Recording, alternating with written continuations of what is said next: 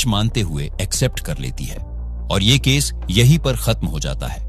But तारीफ करनी होगी एसपी बलराम मीना जी की, जिन्होंने अपने ऊपर न सिर्फ खुद को मेजर हर्षित बताने वाले इस आदमी की दोस्त को हावी नहीं होने दिया, बल्कि उन्हें उसके एक्सट्रीम डिफेंसिव एटीट्यूड पर शक भी हो गया, क्योंकि वो बार बार अपनी पोजीशन की धमकी दे रहा था, जिसके चलते उन्होंने सवाल पूछना जारी रखा और उन्हीं की बदौलत दुनिया के सामने खुद को मेजर हर्षित चौधरी बताने वाले इस आदमी का बेहद घिनौना रूप सामने आ गया। इस केस को शुरू करने से पहले मेरी रिक्वेस्ट है कि इस डॉक्यूमेंट्री के लास्ट पार्ट में कुछ अहम मैसेज है जो मैं चाहता हूं कि आप सभी तक पहुंचे, ताकि समाज में घूम रहे ऐसे अपराधियों से बचने में आपको थोड़ी सी मदद मिल सके। एसपी बलराम मीना जी ने जब उस आदमी से पूछा जो खुद को मेजर हर्षित बता रहा था, उससे अहमदाबाद आने का रीजन पूछा, तो उसने बताया कि वो ड्यूटी से लीव लेकर यहां पर अपने रिश्ते के लिए लड़की देखने आया है। जब उससे उन्होंने लीव ऑर्डर मांगा तो उसने बहाना बना दिया कि वो ऑर्डर घर पर है। एसपी बलराम मीना जी को अंदर ही अंदर उसकी कहीं किसी भी बात पर विश्वास नहीं हो रहा था, इसलिए उन्होंने बैक चैनल्स के थ्रू आर्मी ऑफिसर से कांटेक्ट किया और हर्षित चौधरी के आधार और उसकी गवर्नमेंट आईडी क्रॉस वेरिफिकेशन के लिए सेंड कर दी। जब आर्मी के हेडक्वार्टर्स में रिकॉर्ड चेक किए गए तो ये सामने आया कि मेजर हर्षित चौधरी नाम का कोई शख्स है ही नहीं।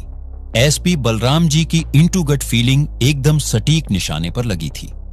लेकिन अब यह मामला सिर्फ लैपटॉप चोरी या फर्जी आईडी का ही नहीं था, बल्कि यह मामला था नेशनल थ्रेट का। यह मामला था देश की सुरक्षा का, क्योंकि यह आदमी इंडियन आर्मी का एक बड़ा अधिकारी बन न जाने कहां कहां ऑन ऑथोराइजेशन एक्सेस गेन कर चुका होगा।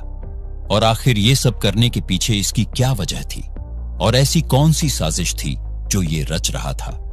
इन सभी सवालों के जवाब के लिए पुलिस ने बिना देरी किए इसकी ऐसी खातिरदारी करी कि इसने सारा सच बकना शुरू कर दिया।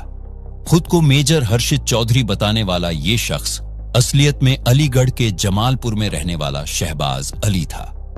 शहबाज अली इंडियन आर्मी में सिपाही था, जिसकी पहली पोस्टिंग दिल्ली में हुई थी और फिर जम्मू कश्मीर से सिलीगुड़ी ट्रांसफर कर दिया गया था।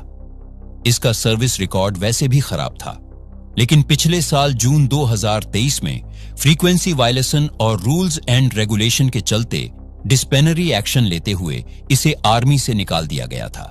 इसके फादर मुश्ताक खान आर्मी से रिटायर हुए थे और एक भाई एयरफोर्स में था। एक और चौंकाने वाली बात जो पुलिस के सामने आई वो ये थी कि 2019 में इसकी शादी हो चुकी थी और इसके 2 बच्चे भी थे। पर इसने तो पुलिस को अहमदाबाद आने का रीजन खुद के रिश्ते के लिए लड़की देखना बताया था।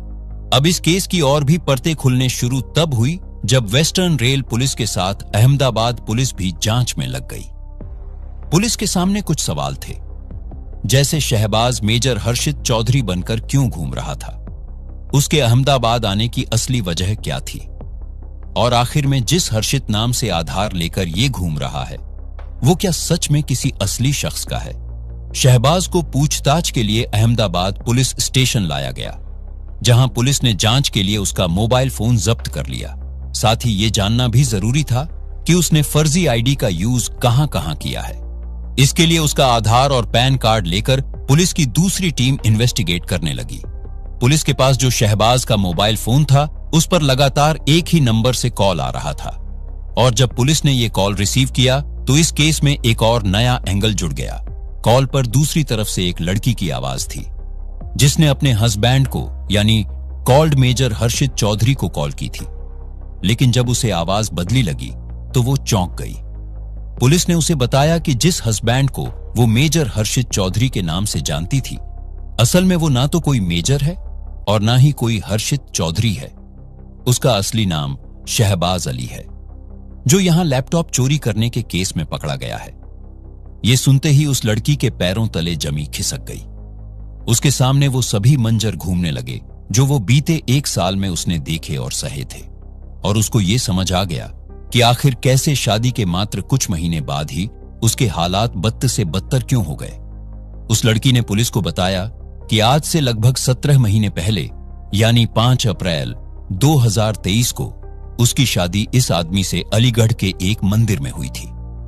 झारखंड की रहने वाली ये लड़की धर्म से हिंदू थी और दोनों की मुलाकात शादी.com से हुई थी, जहां शहबाज ने अपना नाम मेजर हर्षित चौधरी मेंशन किया हुआ था।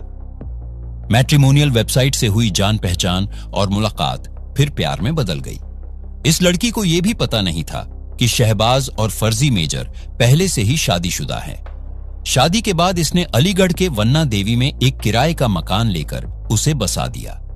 ये खुद सेना में छुट्टी न मिलने की बात पर गायब हो जाता और बीच बीच में कुछ दिनों के लिए घर आता रहता। पर जब भी वो घर आता तो उतने दिन तक उस लड़की की जिंदगी किसी नर्क से कम ना होती थी। वो ना सिर्फ उसके साथ जबरदस्ती फिजिकल रिलेशन बनाता, बल्कि उसके साथ जबरन अननेचुरल सेक्सुअल एक्ट्स भी करता। और जब वो इसको रोकती तो वो बुरी तरह से इसको पीटने लगता और टुकड़े टुकड़े करने की धमकी देता था। आज इस सच के खुलासे से उस लड़की को ये भी समझ आ गए कि आखिर क्यों ये आदमी हिंदू धर्म और हिंदू देवी देवताओं को गाली देता था। जहां एक तरफ उस लड़की ने बिना देरी किए अलीगढ़ के बन्ना देवी पुलिस स्टेशन में शहबाज अली के खिलाफ केस दर्ज करवाया, वहीं पुलिस के दिमाग में शहबाज की शादी .com पर बने मेजर हर्षित के नाम से अकाउंट की बात खटक गई और उन्होंने शादी .com के हेड ऑफिस से इसकी पूरी डिटेल्स निकलवाई। यकीन मानिए, जितना अभी तक आपने इस केस में सुना है वो शहबाज के इस घिनौने खेल का सिर्फ एक हिस्सा है, क्योंकि शादी .com शहबाज के लिए कोई मैट्रिमोनियल साइट नहीं बल्कि एक हंटिंग ग्राउंड था। शहबाज जितना फेसबुक और इंस्टाग्राम पर एक्टिव नहीं था, उससे कहीं ज्यादा वो एक्टिव शादी .com पे था। प्रोफाइल में उसकी आर्मी की यूनिफॉर्म में कई सारी इमेजेस अपलोड थी, जिसमें उसने खुद को मेजर हर्षित चौधरी बता रखा था और साथ ही खुद को अनमैरिड मेंशन किया था। प्रोफाइल देखकर साफ समझ में आ रहा था कि कैसे शहबाज पूरी प्लानिंग से अपने शिकार को ढूंढता था। उसने 128 लड़कियों से कनेक्ट करने की कोशिश की थी, जिसमें से 30 से 40 लड़कियां उसके रेगुलर टच में थी और 20 से 25 लड़कियों के साथ तो फिजिकल रिलेशंस तक बना चुका था। इनफैक्ट उसके फोन में 25 लड़कियों के मोबाइल नंबर और फोटोज भी मिले। सारी लड़कियां देश के अलग अलग हिस्सों से थी। ये खुद की असली पहचान छुपाकर उनसे आर्मी ऑफिसर्स के रूप में मिलता था, उन्हें अपने प्यार के जाल में और शादी का झांसा देकर फंसाता था और उनके साथ शारीरिक संबंध बनाता था और उसके बाद इमोशनल फूल बनाकर वो अपना अगला ट्रम्प कार्ड चलता था। किसी को लोन तो किसी को फैमिली इमरजेंसी का बहाना बनाकर उनसे पैसे ढग लेता था। इसलिए ये उन लड़कियों को टारगेट करता था जो नौकरी करने वाली होती थी। पुलिस को पता चला कि उसने अलीगढ़ में फर्जी आधार कार्ड से बैंक अकाउंट भी खुलवा लिया था, जिसमें 7-7, 8-8 लाख रुपए जैसी बड़ी अमाउंट क्रेडिट हुई थी और इन पैसों से ही वो अपनी आयासिया को पूरा कर रहा था। पुलिस ने यह भी बताया कि इसके टोटल विक्टिम्स में से 95% लड़कियां हिंदू धर्म से थीं और 5% मुस्लिम धर्म से, और मुस्लिम लड़कियों को फंसाने के लिए ये अपनी असली पहचान यानी शहबाज नाम का ही इस्तेमाल करता था। पुलिस ने भी माना कि ये एक बेहद शातिर एक्सेप्शनल लायर और रिमोटलेस क्रिमिनल है। पुलिस को यह भी पता चला कि इसके हाथ भरतपुर के हर्षित जादौन के आधार कार्ड की फोटोकॉपी लग गई थी, जिसमें इसने सिर्फ सरनेम जादौन से चौधरी चेंज कर अलीगढ़ के कंप्यूटर सेंटर में एक फर्जी आधार कार्ड बना लिया। फिलहाल हर्षित जादौन ने इसके ऊपर भरतपुर पुलिस स्टेशन में FIR रजिस्टर कर दी है। पुलिस फिलहाल 2 विक्टिम्स तक पहुंच पाई है, जिनको इसने फिजिकली, इमोशनली और फाइनेंशियली एक्सप्लॉइट किया है, और पुलिस ने रिक्वेस्ट की है कि अगर कोई भी लड़की इस शख्स का शिकार हुई है तो प्लीज वो सामने आकर शिकायत दर्ज करवाए, और वो उसमें पुलिस उसकी हर तरह से मदद करेगी। इसलिए प्लीज इस वीडियो को सबसे शेयर कीजिएगा ताकि इसकी और विक्टिम्स को इंसाफ मिल सके या और भी लड़कियां ऐसे बहरूपियां से बच सके। फिलहाल शहबाज अहमदाबाद की जेल में कैद है, लेकिन इसके बाकी कारनामों का खुलासा करने के लिए पुलिस की 5 टीमें राजस्थान, दिल्ली, जम्मू कश्मीर और यूपी के लिए रवाना हो गई है। ये अपराधी तो पकड़ा गया है, लेकिन ऐसे हजारों शिकारी अब भी खुलेआम घूम रहे हैं। इसलिए मैं एक दोस्त के नाते या एक भाई के नाते जो भी आपको सही लगे, आपको कुछ मैसेज या कुछ एडवाइस जो है वो देना चाहता हूं। ये न सिर्फ लड़कियों के लिए है बल्कि लड़कों के लिए भी है, क्योंकि इनके स्कैमर या क्रिमिनल का कोई जेंडर फिक्स नहीं होता है। इसलिए इन सभी रेड फ्लैग्स पर आपकी नजर होनी चाहिए। आप सामने वाले शख्स की इमोशनल कंसिस्टेंसी को चेक करो। अगर किसी का मूड चेंज होता रहता है, एक पल में कुछ और तो अगले पल में कुछ और, तो ये इमोशनल मैनिपुलेशन का साइन हो सकता है। कंसिस्टेंट बिहेवियर इमोशनल स्टेबिलिटी का, वहीं बहुत ज्यादा emotional high and low authenticity का इशारा करते हैं। इसलिए आप पैटर्न नोटिस करो कि कैसे वो शख्स डिफरेंट सिचुएशंस में रिएक्ट करता है। आप समय समय पर उनकी लाइफ स्टोरी से जुड़े सवाल पूछो, भले ही आप उन्हें पहले भी पूछ चुके हों और आपको वो जवाब याद होने चाहिए। चेक करो कि कहीं सेम स्टोरी के अलग अलग वर्जन तो नहीं है, क्योंकि जेन्युइन पर्सन के नैरेटिव यूजुअली कंसिस्टेंट होते हैं। वहीं कौन आर्टिस्ट अपने ही झूठ के जाल में फंस जाता है। एक सबसे बड़ा रेड फ्लैग ये होता है कि अगर कोई रिलेशनशिप की बिल्कुल शुरुआत में ही अपनी फाइनेंशियल स्ट्रगल्स के बारे में ज्यादा बात करने लग जाए या फिर आपसे उन्हें फाइनेंशियली हेल्प करने की बात कहे, तो अलर्ट हो जाइए, क्योंकि ये एक ट्रैप भी हो सकता है। कर्ज या मेडिकल इमरजेंसीज, फैमिली प्रॉब्लम्स, ऐसी कहानी तुरंत सामने आ जाती है, खासकर जब आप उस शख्स से इमोशनली अटैच हो चुके होते हो। अपनी फाइनेंशियल क्राइसिस बताकर इमोशंस का इस्तेमाल करना स्कैमर्स की कॉमन टैक्टिक है।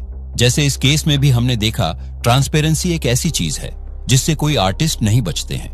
आप ये नोटिस करो कि अगर वो आपकी ट्रांसपेरेंसी की डिमांड पर, जैसे वीडियो कॉल पर आना या उनकी फैमिली मेंबर्स और दोस्तों से मिलने की बात पर बार बार बहाना बनाना, ये स्पेशली ऑनलाइन या फिर लॉन्ग डिस्टेंस रिलेशनशिप के केस में गौर करने वाली होती है, क्योंकि ऐसे में ये स्कैमर नहीं चाहेगा कि उसके अलावा और भी कोई कनेक्शन आपके साथ हो, ताकि जब वो आपकी जिंदगी से रफ्फू चक्कर हो तो आप उस तक कैसे भी पहुंच ना पाओ।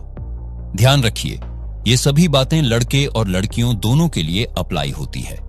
प्यार या किसी के साथ की चाहत में कभी कभी सामने वाला शख्स डीपर कनेक्शन के नाम पर फिजिकली जुड़ने का प्रेशर डाल देता है। बट ट्रस्ट मी, इंटीमेसी का मतलब सिर्फ क्लोजनेस नहीं होती, बल्कि it's more about trust, respect and understanding भी होती है।